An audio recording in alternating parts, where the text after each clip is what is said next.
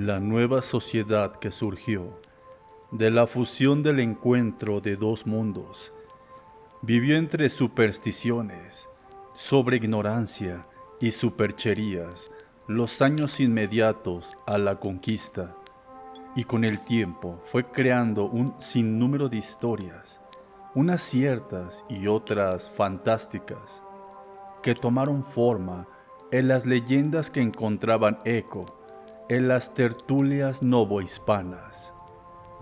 Cuando la oscuridad asomaba en las calles y solo se escuchaba el grito del sereno a determinadas horas, contaban los viejos que allá por el año de 1560, la soberbia ciudad de Valladolid, en Mérida, padeció con la presencia de un ser poco común.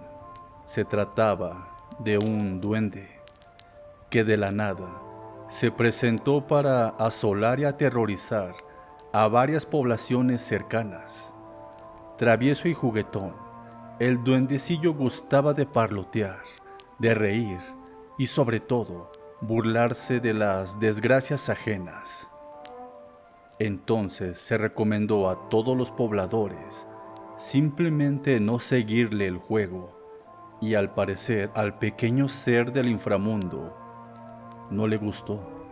Entonces, un día simplemente desató su ira. Varias decenas de casas fueron incendiadas casi al mismo tiempo, y solo la intervención de un sumo sacerdote ejecutando un exorcismo salvó de la destrucción total a aquella región.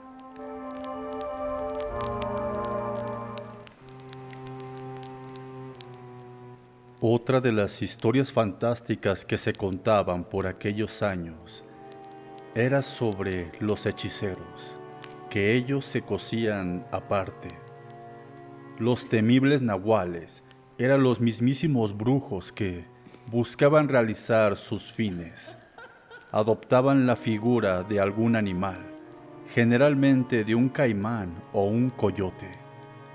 Parecía una historia burda, pero la gente de los pueblos afirmaba que tales historias eran verdad, que eran verídicas, y decían que si les daban muerte al coyote o al caimán, el hechicero fallecería, y no solo eso, sino que fallecería con las mismas heridas fatales que tendría el animal.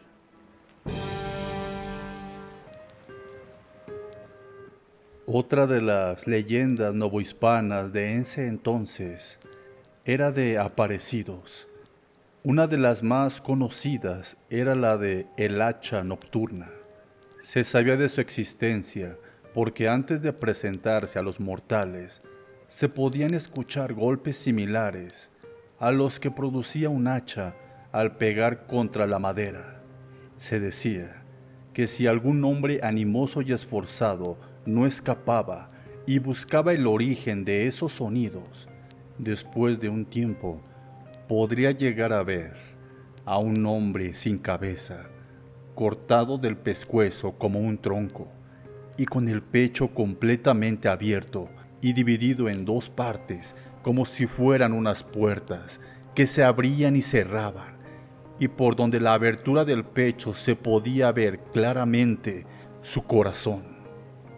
Entonces, si el hombre era lo suficientemente valiente, podía acercarse a aquel ser del inframundo y meter su mano en el pecho del cadáver y tomar su corazón, y mientras lo hace, podía pedirle algún favor, algún deseo que él necesitara, ya sea hijos, ya sea propiedades, haciendas o algún favor en la guerra.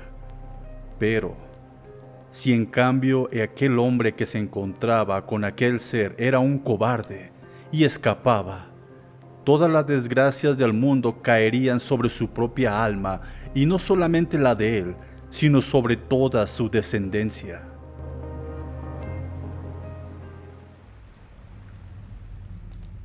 Por último, pero no menos importante, era una historia contada en el siglo XVII. A la gente le gustaba escuchar aquella leyenda que señalaba que si una persona era mordida por una de las víboras más venenosas de la región y ésta fallecía, era obligatorio enterrarla boca abajo. ¿Por qué? Porque de lo contrario, a los pocos días, aquella región quedaría completamente inundada. Al pensar que todo esto eran patrañas, un sacerdote que acusó a los indios de idólatras vivió para contar que con sus propios ojos vio como 2 pueblos enteros en diferentes años quedaron cubiertos por el agua, luego de enterrar a sus muertos por picadura de víbora boca arriba como era normalmente. Hay quienes dicen que todo esto sucedió en verdad, que sucedió alguna vez. Pero dime, querido espectador, ¿tú qué piensas?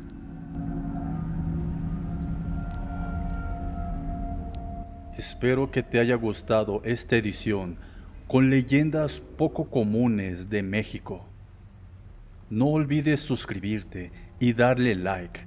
Eso nos ayudaría mucho para poder esparcir el terror, el suspenso y las leyendas a todo México y, ¿por qué no?, a todo el mundo.